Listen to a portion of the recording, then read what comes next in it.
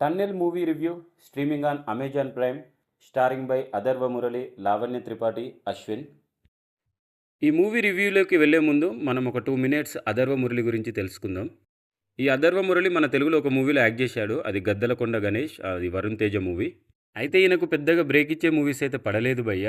కొన్ని అప్పుడొకటి hit movies పడ్డాయి కానీ ఈయనకు ఎందుకో తెలియదు.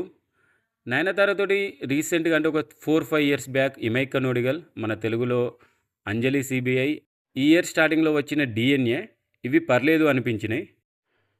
ఈయన ఒక యాక్టర్ కొడుకే. ఈయన కూడా నెపో కిడ్ అని చెప్పొచ్చు. బట్ అన్‌ఫార్చునేట్‌లీ ఈయన ఫస్ట్ మూవీ 'బాణకత్తడి' రిలీజ్ అయ్యి ఒక 1 మంత్ తర్వాత వీళ్ళ డ్యాడీ చనిపోయారు. ఆయన పేరు మురళి. సో, దానివల్ల ఈయనకి ఇప్పటి వరకు పెద్ద పెద్ద ప్రాజెక్టులయితే రాలేదు అని నా ఒపీనియన్. మరి ఈ మూవీ అయినా ఆయనకు సక్సెస్ తెచ్చిందా అని మనం డిస్కస్ చేద్దాం. Hello, hi all, welcome to PRP Deo productions. మా ఛానల్కి కొత్తగా వచ్చిన వాళ్ళు సబ్స్క్రైబ్ చేసుకోండి.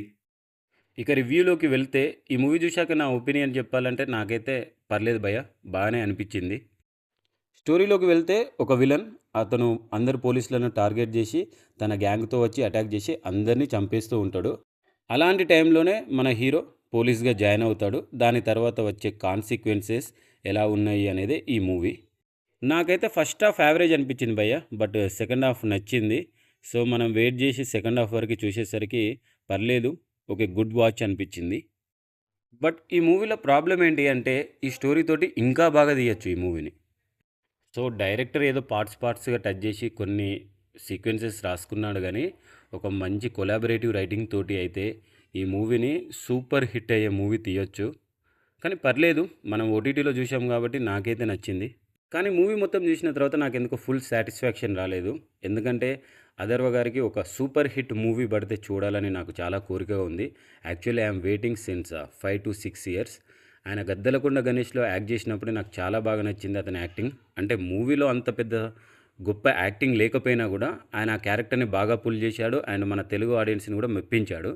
ఈ మూవీలో హైలైట్ ఏంటి అంటే విలన్ గ్యాంగ్ ఒకసారి పోలీసులను భయపెట్టే సీన్ ఉంటుంది.